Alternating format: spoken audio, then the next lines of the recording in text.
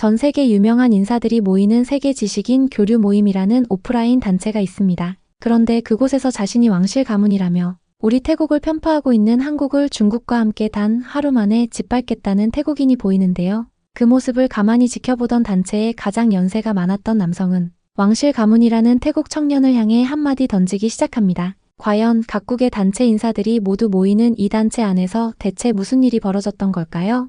안녕하세요. 저는 외교 정치 전문 프리랜서 취재진으로 활동하고 있는 재미교포 다니엘 김이라 합니다. 저는 국제 정치를 전문으로 다루는데요. 취재진이라는 직업은 정보력이 가장 중요하기 때문에 저는 다양한 정보를 얻기 위한 수단으로 세계 지식인 교류 모임에서 활동하고 있습니다. 쉽게 말해 국제 정세에 대해 자유롭게 토론하는 사교 단체예요. 미국에는 이런 게 상당히 많거든요. 지난주 목요일 저녁 저는 여느 때와 다름없이 세계 지식인 교류 모임의 정기단체에 참석했습니다. 이 단체는 국제 정세라는 무거운 주제를 논의하는 곳이니만큼 사회적인 위치가 어느 정도 검증된 분들이 모여요. 그래서 분위기가 엄숙하고 다소 경직되어 보이기도 하죠. 특히 세계 정세가 혼란스러운 요즘에는 더더욱 무거운 이야기가 오고 가고 있습니다. 그런데 새로운 얼굴의 등장으로 인해 분위기가 조금 풀어졌어요. 3개월 만에 저희 모임에 들어온 새로운 사람이었죠. 저희 모임 멤버들 중 아시아인은 한국, 중국, 일본밖에 없습니다. 아시아의 강대국을 꼽자면 이 세 나라가 가장 먼저 떠오르기도 하고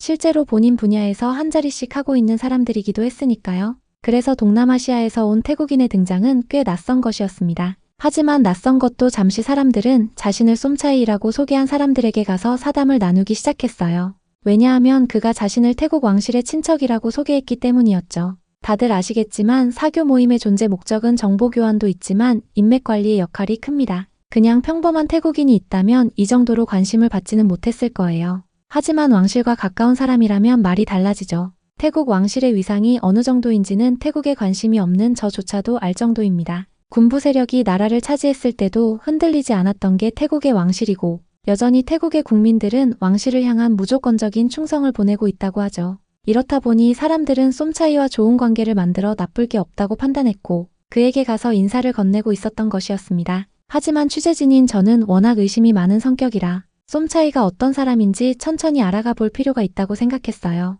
보통은 모임에 들어오기 전에 이름이 언급되면서 이런 사람이 들어올 건데 어떠냐는 식으로 모임 구성원들에게 언지를 주기 마련입니다. 하지만 쏨차이는 중국인 멤버가 독단적으로 데려온 사람이었어요. 원래 같았으면 가입이 반려되었을 행동이죠. 쏨차이가 왕족이 아니었다면 말입니다. 저는 중국인 웨이 왕조차도 경계 대상으로 생각하고 있었기 때문에 이들을 멀리서 지켜보았어요. 웨이 왕은 극우주의 성향으로 인해 중국 이야기에 과도하게 반응하거나 때로는 공격적인 태도를 보이기도 했기 때문입니다. 정기 모임이 무르익어가던 그때 쏨차이가 제게 다가왔어요. 안녕하세요 다니엘 씨. 저는 외교 정치 전문 취재진이고요. 저와 쏨차이의 첫 인사였습니다. 그런데 굉장히 무례하고 사람이 사람을 만나면 자기소개를 먼저 하고 상대방과 인사를 하는 게 기본 아닌가요? 그런데 쏨차이는 제가 본인을 당연히 알고 있을 거라 생각하는 것처럼 다가왔습니다. 아주 거만한 처사로 저는 쏨차이에게 말했습니다. 네, 저는 다니엘이고 외교 정치 전문 취재진입니다. 그런데 당신은 누구시죠? 이렇게 말을 했음에도 불구하고 거만한 태도를 지우지 않더라고요. 지금 제가 누구냐고 물어본 겁니까? 아까 사람들이 제 얘기를 하는 걸 들었을 텐데요. 저는 쏨차이입니다. 태국 왕실의 최측근이라 할 수 있죠. 그러면서 저에게 뭔가를 바라는 듯한 표정을 짓더라고요. 알만했습니다. 남들이 하는 것처럼 자기를 추켜 세우라는 의미였죠. 그런데 저는 절대 그러고 싶지 않았어요. 만약 제가 힘 있고 권력 있는 이들의 비위를 맞추는 사람이었다면 취재진 일을 어떻게 하겠어요. 그래서 저는 눈만 끔뻑거리는 바라보았습니다. 그러자 답답하다는 듯이 말하더라고요. 이봐요, 다니엘 씨. 저한테 이렇게 굴면 당신한테 좋을 게 없어요. 저는 취재진인 당신에게 기회를 주려고 이러는 거라고요. 무슨 기회를 주려고 하는 건지 드러나 보자는 생각으로 쏨차이의 말에 귀를 기울였습니다. 쏨차이가 제게 들려준 이야기는 태국 내에 있는 벤코리아 이야기였어요. 태국 내에서 벤코리아 운동이 심화되고 있습니다. 그런데 이상하게 서구권 국가들은 이 내용을 심도 있게 다루지 않더라고요. 그래서 제가 나서야겠다고 생각했죠. 저는 다니엘 씨가 저를 대변해서 태국 내에서 벌어지는 일들을 알려주길 바랍니다. 아시겠죠? 시종일관 본인이 제 상사라도 되는 듯한 태도로 이야기하더라고요. 하지만 취재진으로서 흥미로운 내용이기는 했습니다. 벤코리아라는 단어 자체가 취재진의 구미를 당기고 있었죠. 저는 불쾌한 기분을 억누르고 쏨차이의 이야기를 잠자코 들었습니다. 결론부터 말하죠. 벤코리아는 한국에 관한 모든 걸 소비하지 않겠다는 운동입니다. 한국으로 가는 여행은 물론이고 한국 음식, 물건, 영화, 드라마 등 모든 걸 안 하는 거죠. 지금 SNS 해시태그 뱅코리아 쳐보세요. 실제로 뱅코리아 검색을 하니 수많은 게시글이 나오더라고요. 제 생각보다 태국 내에서 벌어지고 있는 한국 불매운동의 규모가 큰 것 같았습니다. 그리고 이 정도 사이즈의 일을 제가 가장 먼저 선점해서 기사로 내면 좋겠다는 생각도 들었고요. 태국은 말입니다. 동남아시아 국가에서 한국을 방문하는 여행객이 가장 많은 나라예요. 그러니까 한국의 관광산업을 먹여 살리는 게 바로 태국이라는 거죠. 그런데 이런 태국인들에게 한국 정부가 어떤 짓을 했는지 알면 깜짝 놀랄 겁니다. 한국이 태국인에게 했다는 조치는 생각보다 별게 아니었어요. 한국에 방문하는 태국인들에게 비자를 받게 한 것이었죠. 해외여행을 가는데 비자를 받는 게 무슨 큰일이지. 저는 쏨차이의 말이 별거 아닌 것처럼 반응했습니다. 그러자 쏨차이는 다소 당황한 눈치였어요. 이쯤 되면 제가 먼저 나서서 대체 그게 무슨 말도 안 되는 일이냐고 말해줘야 했으니까요. 쏨차이는 빠르게 자기가 하고 싶은 말을 쏟아냈습니다. 이건 한국의 명백한 태국인 차별입니다. 왜 태국인들 이렇게 복잡하고 까다로운 입국 절차를 견뎌야 하냐 이 말이에요. 다른 나라는 무비자 입국도 하는데 태국은 무조건 비자를 받아야 한다는 게 말이나 됩니까? 쏨차이의 목소리가 커지자 저희 주변으로 사람들이 모이기 시작했어요. 그러자 쏨차이는 자기 편을 들어줄 사람들이 많아졌다고 생각했는지 더 큰 목소리로 말을 이었습니다. 여러분은 어떻게 생각하십니까? 한국이 비자를 받게 하는 것만 했다면 제가 이렇게까지 화를 내지는 않았을 거예요. 적당히 항의만 하고 말지 속으로는 이게 무슨 항의하는 거이라고 별짓을 다 하네라고 생각했지만 잠자코 들었습니다. 그런데 한국은 비자도 발급받고 한국 땅을 밟은 사람을 다시 태국으로 돌려보내기도 했다는 이게 말이 됩니까? 예, 하라는 대로 다 했는데 돌려보냈다니요. 주변에서 웅성거리는 소리가 들렸습니다. 하지만 저희가 있던 곳은 엘리트들이 모이는 세계 지식인 교류 모임이에요. 한 사람의 말만 듣고 편파적인 생각을 하는 1차원적인 사람들은 없죠. 그래서 한 사람이 나섰습니다. 저는 일 때문에 1년 정도 한국에서 살았습니다. 그런데 제가 경험한 한국은 상당히 개방적이고 포용적인 사회를 만들기 위해 노력하고 있었어요. 지금 쏨차이 씨가 하는 말은 태국인의 입장으로 너무 편향되어 있네요. 그러자 쏨차이는 이렇게 대답했어요. 당신 국적이 어디죠? 프랑스입니다. 이것 보세요. 한국은 백인과 강대국에게 친절합니다. 당신이 프랑스 사람이 아니라 필리핀이나 태국 사람이라면 상황은 달라졌을걸요? 그러자 프랑스 사람은 또다시 대답했어요. 글쎄요, 제가 본 한국은 달랐습니다. 한국은 동남아에서 온 여성과 가정을 꾸린 이들에게 여러 가지 복지 정책을 하기도 했어요. 한국어 교실을 열어서 언어를 가르치기도 했고, 다문화 과정에서 태어난 아이들을 위한 교육 프로그램도 있었고요. 무엇보다 학교 교육 과정에서 이런 차별적인 행동을 하지 않도록 가르치고 있기도 합니다. 제가 한국에서 살 당시 저희 아이를 한국에 있는 학교로 보냈었기에 아주 잘 알고 있어요. 확실히 신빙성 있는 말이었어요. 한국이 왜 비자를 요구하기 시작했는지에 대한 언급은 없이 무작정 한국에 대한 불만을 쏟아내는 쏨차이보다는 말이죠. 모임에 모여있던 각국의 취재진들을 향해 이렇게 말했어요. 그러면 뭐 하나요? 태국인들의 입국을 막고 있다는 것만으로도 한국 정부가 얼마나 바보 같은지를 알 수 있어요. 동남아 국가 중 한국을 가장 많이 방문하는 태국이 발길을 끊는다면 한국의 관광산업은 어떻게 되겠어요? 이 일이 있은 후로 한국에 방문하는 태국인의 수가 작년에 비해 21.1% 줄었습니다. 이게 뭘 의미하겠죠? 앞으로 한국을 방문하는 관광 집계 수가 점점 줄어든다는 의미죠. 그런데 바로 그때 언제 왔는지 모를 한국인 멤버 영희 씨가 나타났습니다. 듣자 하니 못 들어주겠네요. 태국이 없으면 한국이 망할 거라는 식의 사고방식은 대체 어디서 나온 겁니까? 태국 관광객의 수가 줄어드는 동안 중국, 일본, 대만을 비롯해서 한국을 방문하는 여행객들의 수가 폭발적으로 늘었습니다. 그러니까 한국은 태국 관광객 없이도 잘 먹고 잘 산다는 의미예요. 여기서 이렇게 말도 안 되는 헛소문으로 힘 빼지 말고 태국에 있는 한국 관련 사업장이나 신경 쓰시죠. 역시 쏨차이 과장되게 말한 게 맞더라고요. 그나저나 태국에 있는 한국 관련 사업장을 신경 쓰라니 말이 영 이해되지 않았어요. 보통 한 나라의 고유한 음식을 파는 가게라면 그 나라 사람들이 주로 방문할 테니까요. 태국에 있는 한식당도 한인들이 주로 찾을 텐데 태국에 한인들이 남아있는 이상 걱정할 필요가 없는 게 아닌가요? 그런데 태국에 있는 한식당을 걱정해야 하는 이유는 분명했습니다. 한국을 방문하는 수가 가장 많은 나라라는 건 태국이 그만큼 한국 문화에 관심을 가지고 있다는 의미이기도 합니다. 즉 인들이 한국 관련 사업을 하는 것보다 태국 현지인들이 한국 관련 사업을 하고 있는 경우가 더 많다는 거죠. 이 경우 뱅코리아로 인해 피해를 보는 건 한국이 아니라 태국의 자국민이 됩니다. 결국 태국은 한국을 배척하면서 스스로 자멸하고 있는 거예요. 그런데 쏨차이는 이 말의 진짜 뜻을 이해하지 못했습니다. 이를 바득바득 갈면서 한국인 영희 씨의 말에 반박하는데 그 모습이 지성인이라 보다는 철없는 아이처럼 보일 정도였죠. 대체 여기에 어떻게 온 건지 샤오밍이 데려왔을 때부터 알아봤어야 했어요.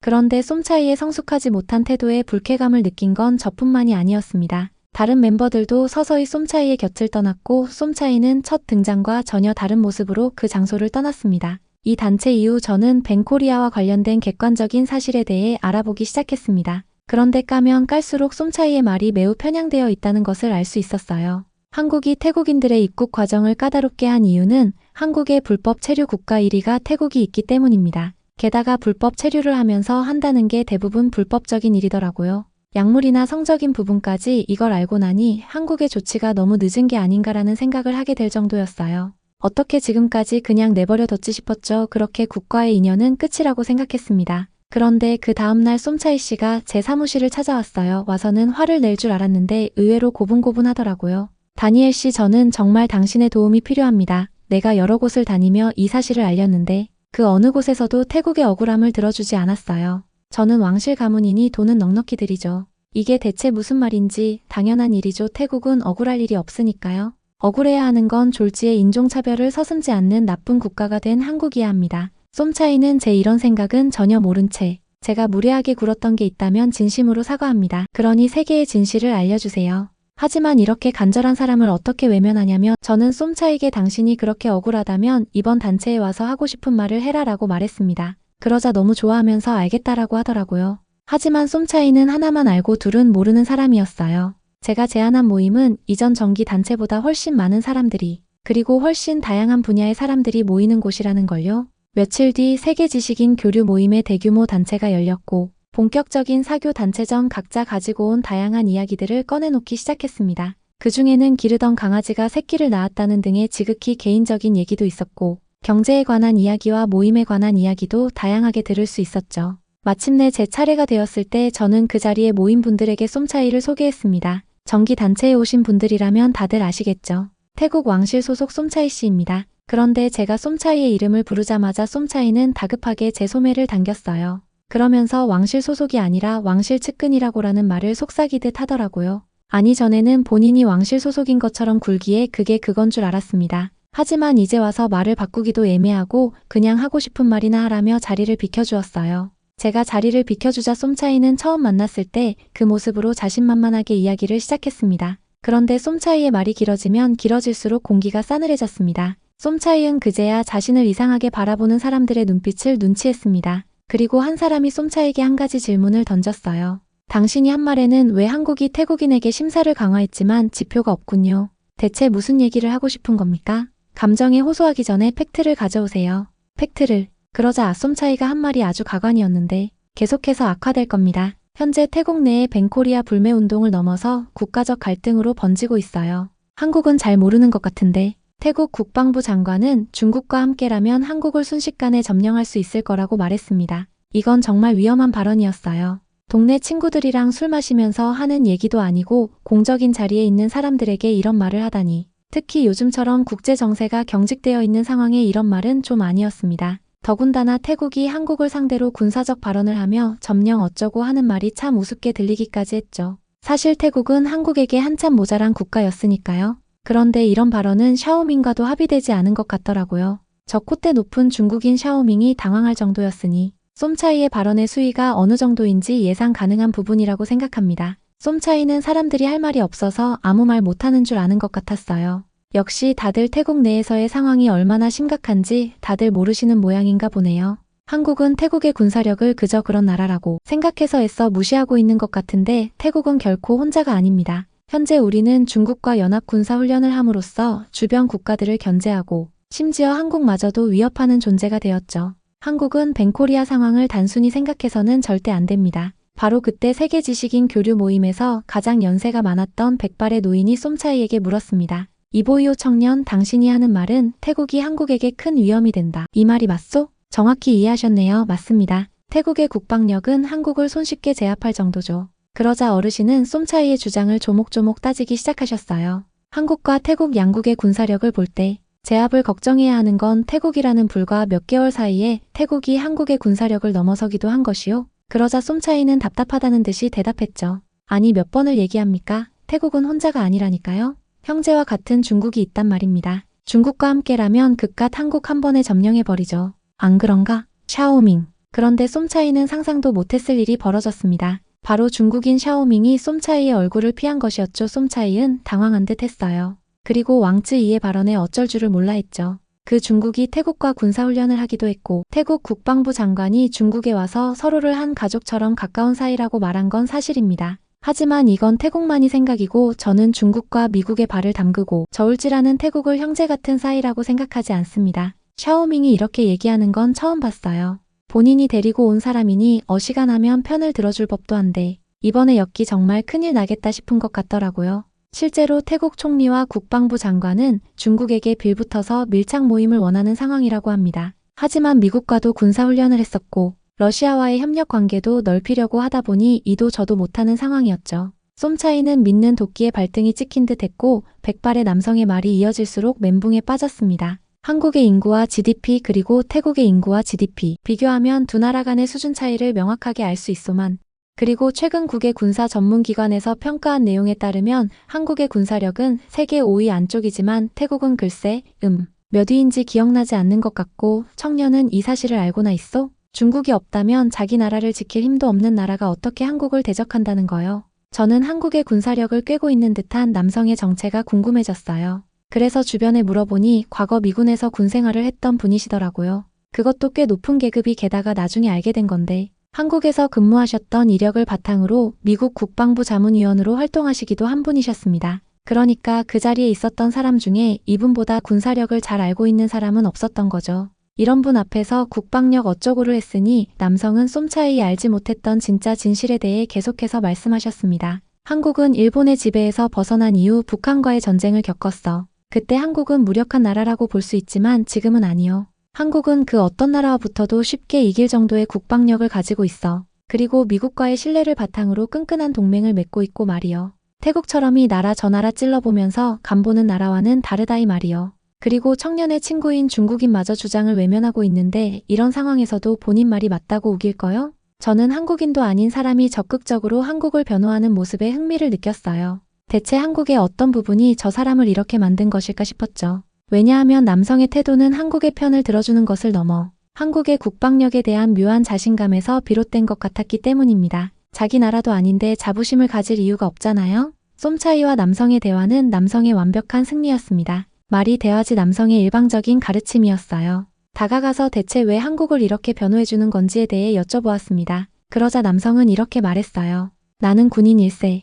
그래서 전쟁의 참혹함을 알고 있지 아무리 조국을 위해 싸웠다 한들 전장에서의 기억은 사라지지 않아. 그런데 저 태국에서 온 청년을 보시게 아무렇지 않게 침략을 얘기하고 전쟁을 말하고 있지 않나. 난 저 태도에 분노한 것이라네. 그리고 한국은 내가 굉장히 존경하는 나라이기 때문에 한국의 편에서 얘기할 수밖에 없군. 이 대목에서 정말 많이 놀랐습니다. 전장을 누비고 국가를 위해 헌신한 이분이 감히 존경한다고 말하는 한국이라는 존재에게 엄청난 호기심이 생겼죠. 남성분은 한국에 대해 자세히 들려주셨어요. 내가 처음 한국에 갔을 때 한국의 군사력은 거기서 거기였다네. 미국의 도움이 절실했고 나와 함께 간 동료들도 한국에게 큰 기대를 걸지 않았지. 하지만 한국에서의 군 생활을 마치고 미국에 돌아왔다가 다시 한국으로 갔을 때 나는 마치 다른 나라에 온 것만 같았다네. 한국은 그 짧은 시간에 엄청난 발전을 이루어냈지. 남성이 말한 발전에는 무기 제작 기술이 포함되어 있었습니다. 한국은 지속적인 국방력 강화를 위해 현대화를 추진하고 있었어요. 미래 전장 환경에 대비하기 위한 첨단 무기체계 개발에 많은 노력을 기울이고 있으며